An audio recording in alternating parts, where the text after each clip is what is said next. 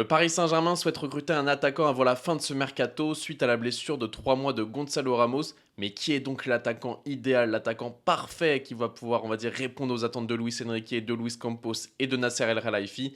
Yo la famille, c'est BR10, on se retrouve pour une toute nouvelle vidéo mercato, analyse mercato du Paris Saint-Germain, mon club de cœur.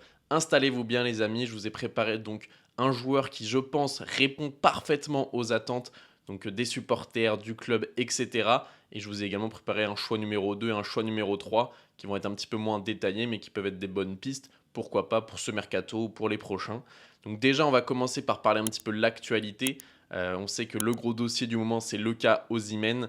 Alors est-ce que Osimhen va venir au PSG ou non? Moi je ne vais pas vous faire une grosse analyse de Osimhen au PSG tant qu'il ne vient pas.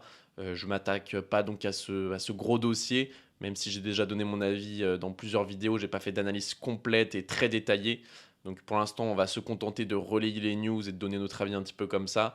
Donc au début, De Laurentiis, le président de Naples, parlait de 130 millions d'euros, etc. Maintenant, on est sur 65 millions d'euros. Il y a le PSG et Chelsea. Chelsea qui sont sur tous les joueurs, mais on sait qu'Osimhen, son club de cœur, c'est Chelsea grâce à Drogba. Donc qui sont sur le dossier. Et donc il y a également Al Ahly, le club d'Arabie Saoudite, qui négocie, mais pas d'accord sur le salaire pour le moment. Et on a également appris aujourd'hui, au moment où je tourne la vidéo, le lundi 26 août à 19h13, que Fabrizio Romano nous a donc appris que les relations entre le PSG et Naples sont quasiment inexistantes et donc que le dossier est quasiment à l'arrêt et que pour l'instant rien de chaud sur ce dossier. Donc ça sert à rien de faire une grosse analyse détaillée. Mais bien entendu, s'il vient au PSG, vous le savez, ici sur la chaîne, il y aura une analyse poussée. Donc dans tous les cas, la famille, si vous ne voulez pas rater toutes les analyses, petit like, petit pouce bleu, petit abonnement, petit commentaire, ça permet de soutenir la chaîne. Il y a également le cas Lookman. Lookman, je vous ai fait une analyse donc, sur son possible transfert au Paris Saint-Germain. Même s'il n'y a rien, on va dire d'officiel, de concret, etc. C'était une piste que je trouvais très intéressante, que beaucoup de monde ne connaissait pas comme joueur. Et moi, c'est un joueur que je connais assez bien. Donc je me suis dit que j'allais vous faire une analyse dessus. La vidéo est dispo sur la chaîne. Mais aujourd'hui également, on a appris que pour l'instant, le joueur veut venir à Paris, mais que le transfert ne se fera pas, car le Paris Saint-Germain ne veut pas payer les plus de 60 millions d'euros que l'Atalanta demande. Ok, donc là, on en est là. Il y a aussi la possibilité de ne pas recruter. On sait que beaucoup de supporters sont dans cette optique-là. Alors pourquoi aller chercher un joueur si on a déjà des bons attaquants? On a Marco Asensio qui peut jouer en faux neuf, qui est plutôt bon dans ce rôle-là, même s'il a déjà déçu en Ligue des Champions. On a Randal Kolo Muani, vous savez que moi je le soutiens, même si je suis un des seuls Parisiens, j'ai l'impression à le soutenir. Je pense qu'il peut offrir quelque chose, mais pas en tant que neuf titulaire, on est d'accord là-dessus. Pour moi, c'est possiblement le super sub de l'équipe. Et il est aussi très bon sur le côté droit en doublure d'Ousmane Dembélé. Mais je ne le vois pas en tant que numéro 9 au Paris Saint-Germain, encore moins avec la blessure de Gonzalo Ramos. On est tous d'accord là-dessus, je pense, même si c'est un joueur que j'apprécie. Donc on arrive ici. Quel est donc mon choix pour ce mercato du Paris Saint-Germain? Il reste moins d'une semaine.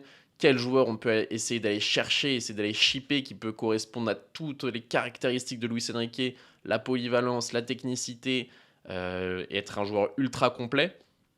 Les amis, petit suspense. Est-ce que vous avez trouvé ou non? Dites-moi dans les commentaires. Cody Gakpo, les amis. Cody Gakpo, je vais tout vous expliquer pourquoi Cody Gakpo. Ne vous inquiétez pas, j'ai pas sorti un nom pour sortir un nom. C'est un petit peu plus poussé que ça. Vous allez voir que tous les indicateurs sont au vert pour une possible venue de Cody Gakpo au Paris Saint-Germain. Et je pense qu'il peut être l'homme idéal pour ce poste de numéro 9 au PSG. Je vous explique. Pour ceux qui ne connaissent pas, Cody Gakpo, pardon, c'est un joueur donc, qui a 25 ans, d'1m93, donc qui est très grand, qui est néerlandais, formé au PSV, et donc qui joue à Liverpool, qui est droitier et qui vaut actuellement 50 millions d'euros à peu près. On sait qu'il est arrivé donc, il y a 2 ans à Noël. C'était un petit cadeau de Noël pour Liverpool, donc, parce qu'il devait venir à Manchester United au dernier moment. Il a changé son idée, il était venu donc, à Liverpool pour 50 millions d'euros à l'époque. Il sortait d'un très gros mondial 2022. Mais pourquoi tout simplement il y a peut-être une ouverture? Déjà parce que le joueur à Liverpool et avec les Pays-Bas, si vous ne regardez pas Liverpool, ce n'est pas du tout le même. Avec les Reds, c'est plus compliqué. En sélection, par exemple à l'Euro ou à la Coupe du Monde 2022, il a été excellent. C'est un joueur qui est vraiment très très bon en sélection nationale. À Liverpool, ça peut être un petit peu plus compliqué. Là, on se disait, bon, il y a Arne Slot qui arrive, coach néerlandais, peut-être que ça va matcher avec Cody Gakpo.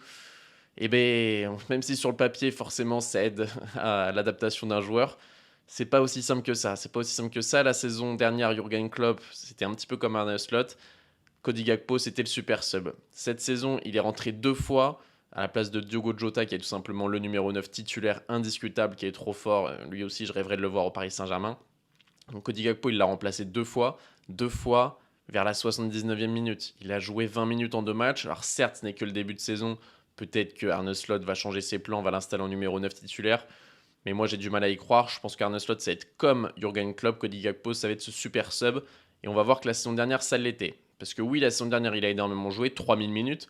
Mais quand on s'intéresse un petit peu plus en détail, il a joué 1600 minutes en première ligue. Il a beaucoup joué en coupe, vous allez voir par la suite. Et surtout dans les matchs importants, il n'a pas beaucoup joué. Vous voyez en jaune United, vous voyez Newcastle, Chelsea, City, Brighton ou encore United. À chaque fois, il jouait peu.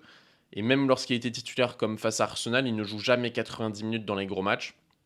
Alors je pense que ça peut lui peser, cette situation un petit peu de super sub, cette situation où il n'arrive pas à s'installer à Liverpool, où il est plutôt décevant, alors que c'est un super joueur, on va le voir par la suite. Je pense qu'il a peut-être envie de s'installer comme un vrai buteur, comme un vrai numéro 9, comme un vrai attaquant, parce que vous allez voir que c'est un joueur polyvalent dans un club. Et la saison dernière, bah ouais, il jouait 90 minutes, mais il jouait des 90 minutes en Europa League, comme vous le voyez en jaune, 6 titularisations, enfin 6 fois 90 minutes en Europa League, super. Vous voyez également qu'en FA Cup et en EFL Cup, là aussi, il jouait beaucoup. En Première Ligue, il jouait 20 minutes, 30 minutes, 60 minutes grand maximum. Et ça, forcément, ça peut peser dans la carrière d'un joueur, ça peut peser dans son avenir. Alors là, même si on est sur une fin de mercato, forcément, c'est un petit peu idyllique de faire venir un Cody Gakpo. Mais on va dire que j'ai cherché un profil qui pourrait être l'attaquant idéal. Et je pense que pour 50 millions d'euros, Cody Gakpo, il les vaut largement. Donc cette situation, pour moi, elle n'est pas évidente pour lui. Alors que, comme vous le voyez sur ses statistiques, sa force, c'est le fait qu'il est complet. Il est très très bon dans tous les domaines du jeu. Là, on peut même voir que dans ses duels aériens, ils disent qu'il est pas ouf, qu'il prend que 1,48 duels aériens pour un numéro 9, etc. Mais il est capable de marquer des buts de la tête, hein. Franchement, vous allez voir par la suite quand on va analyser un petit peu son jeu. Ne vous inquiétez pas, c'est un buteur très très complet qui est technique, comme le demande Luis Enrique. Pour moi, il est vachement Lucho compatible, beaucoup plus qu'un Osimhen par exemple, beaucoup plus qu'un Erling Haaland avec Pep Guardiola. Je pense que Cody Gakpo avec Luis Enrique, ça serait vraiment le match idéal, le choix idéal. Et Luis Enrique ferait de Cody Gakpo un grand, grand attaquant, j'en suis persuadé. Concernant son poste, c'est soit un 9, soit un ailier. Avec les Pays-Bas, il est excellent dans ce demi-espace gauche, mais il peut jouer numéro 9 aussi. Il échange vachement avec Memphis Depay, je vous ai mis la flèche à l'écran. Ils permutent tous les deux constamment, constamment, constamment. Et on va le voir après dans ses occasions, dans ses actions, qu'il est présent dans la surface. C'est un joueur qui est capable d'être renard des surfaces. C'est un joueur qui a un très bon placement offensif. Et ça, c'est hyper important. Ça, peut-être qu'on ne le retrouvera pas dans les statistiques. Mais ce flair du but, ce flair dans la surface de réparation, Cody Gakpo, il l'a, tout comme un Gonzalo Ramos. Et ça, je trouve ça très, très pertinent. Et en plus de ça, Gakpo est bien plus complet techniquement. C'est un numéro 9 qui a plein de qualités. On le voit sur sa hitmap qu'il est polyvalent, il est présent dans la surface, il est présent dans le demi-espace gauche, il est capable aussi de coller la ligne côté gauche, il est capable de venir chercher le ballon côté droit.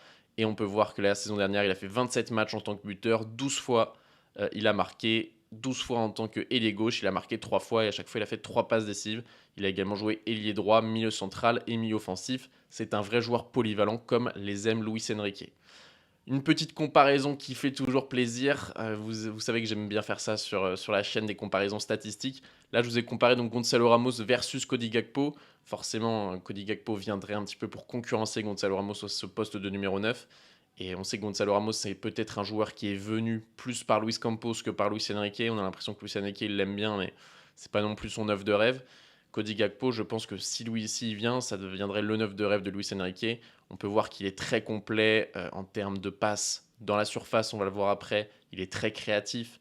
En termes d'action offensive, il est bien plus présent offensivement qu'un Gonzalo Ramos qui est plus un finisseur. Cody Gakpo, il sait tout faire. Et vous allez voir aussi que dans les actions, vous allez voir qu'il y a une palette qui est bien plus large, on va dire, qu'un Gonzalo Ramos, qui est très très large. Je vous le disais, certes, dans les statistiques, on dit qu'il n'est pas bon de la tête. Quand on regarde ses matchs, on sait que Cody Gakpo, c'est pas non plus Olivier Giroud, il va pas prendre 8 ballons de la tête par match, mais on sait qu'il est bon de la tête. Là, je vous ai mis par exemple un but face à Tottenham, je crois que c'est Romero qui est face à lui. Très grosse détente, très grosse tête, et c'était le but la saison dernière face à Tottenham. Donc ne vous inquiétez pas, il sera capable d'être à la réception des centres d'un Hakimi, d'un Nuno Mendes par exemple. Je me fais aucun souci là-dessus.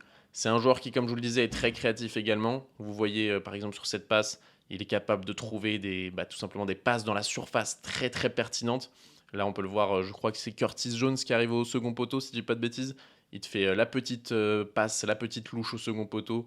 Voilà, il a une vision de jeu qui est excellente. C'est un petit peu ce neuf néerlandais à la manière d'un Cruyff, par exemple, à la manière d'un Bergkamp. C'est ces numéros 9 qui sont capables de jouer numéro 10, qui sont très élégants, très grands, très longiligne, très créatifs et tout simplement très dribbleur aussi, très technique. C'est vraiment un numéro 9 très agréable à voir jouer, tout simplement, Cody Gakpo. Ce qui est intéressant également, c'est que, comme je vous le disais, c'est un joueur qui a pas mal de richesse, on va dire, dans sa palette de jeu. Vous voyez qu'il est capable de tirer loin. N'hésitez pas à me dire, vous, si ça vous chauffe ce Cody Gakpo au Paris Saint-Germain. Vous voyez qu'il est capable d'être pivot, de décaler le ballon sur Memphis Depay.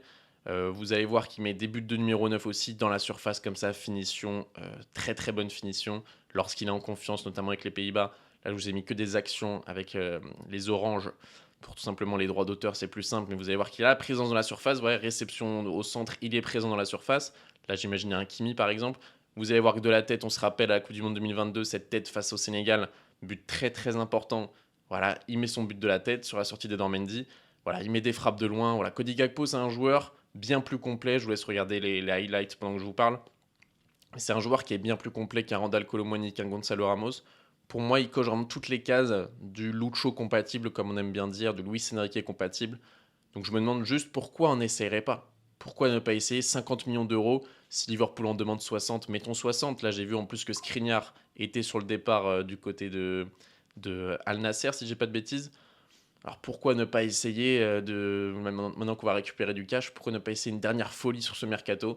Voilà, si jamais il y a un mec qui travaille au Paris Saint-Germain, si jamais Luis Campos passe par là, n'hésitez pas à essayer mon pote Cody Gakpo, le néerlandais de 25 ans. Je pense vraiment qu'il peut nous régaler au Parc des Princes et qu'il est vraiment 100% PSG, Luis Enrique, compatible, comme je fais que de vous le répéter durant cette vidéo. Mais vous, n'hésitez pas à me dire ce que vous en pensez dans les commentaires.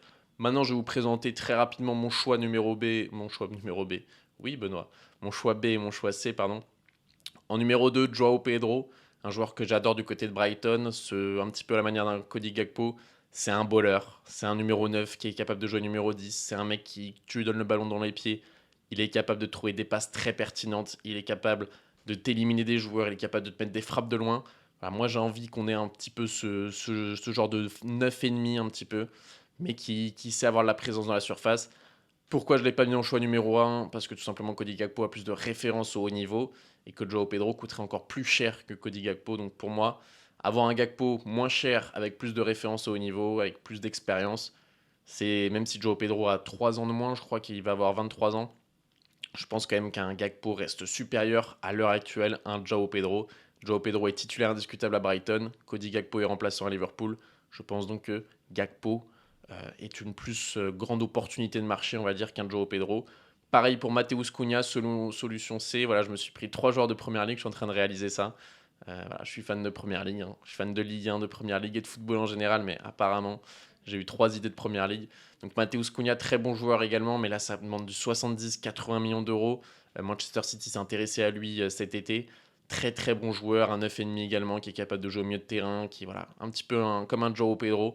C'est des joueurs qui sont très bons, qui a 25 ans lui aussi, mais lui aussi, ça a coûté beaucoup trop cher. Et je vois mal Wolverhampton le céder alors qu'ils l'ont refusé et qu'ils ont refusé de le vendre plutôt dans le mercato. Je pense que lui partira plutôt l'été prochain. Mais voilà, je pense quand même que c'est des joueurs, ou du moins j'espère, sur lesquels on s'est intéressé, qui n'ont pas des énormes salaires, que ce soit Gakpo, que ce soit Joao Pedro, c'est des joueurs qui ont des salaires plutôt convenables et qui peuvent répondre vraiment à 100% aux exigences du jeu de Luis Enrique. Donc voilà la famille, n'hésitez pas à me dire ce que vous en pensez dans les commentaires. Est-ce que vous pensez qu'un Cody Gakpo un jour ou potentiellement là cette semaine pourrait débarquer au PSG? En tout cas moi je me suis amusé on va dire à faire cette analyse, à trouver un petit peu le profil de neuf qui correspondrait bien à Luis Enrique. Et au début j'ai eu l'idée de Diogo Jota mais je me suis dit ouais, c'est impossible. Et après je me suis dit mais pourquoi pas Gakpo qui est le remplaçant de Diogo Jota. Voilà, donc n'hésitez pas à me dire ce que vous en pensez dans les commentaires, la famille. Maximum de pouces bleus, il y a pas mal de vidéos qui arrivent encore et encore, on continue, on lâche pas la famille. Donc voilà, n'hésitez pas à liker, à commenter, à vous abonner, à venir également sur mes réseaux sociaux, tout est dans la description la famille. C'était BR10, bonne matinée, bonne journée, bonne soirée, bonne nuit, je vous kiffe. Peace!